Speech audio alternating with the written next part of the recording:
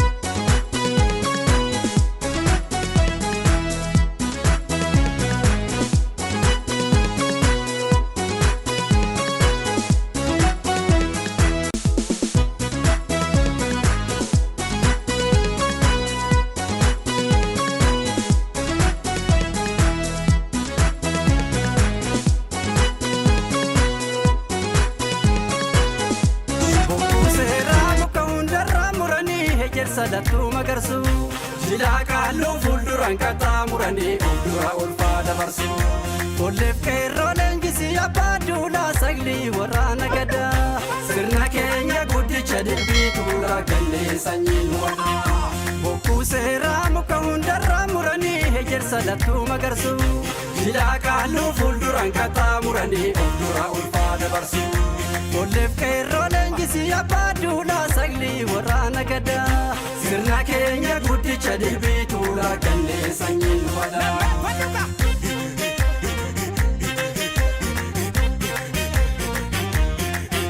Seenaa qoratamee numne kanaa bontume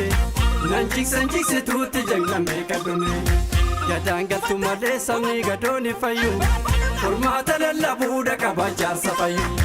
Seenaa qoratamee numne kanaa bontume nan jiksituutti janglamee qabume gadaan galtu malee sabni gadooni fayyu furmaata lallabuudha qaba jaarsa fayyu Weerarraan camnaan jaba lafee lafa damnaan namni waliin oode akka sabaatitti nagaa deegee Gadaadeeffannaa sirna ofii galmatumaa shanitti addaan qoode injifate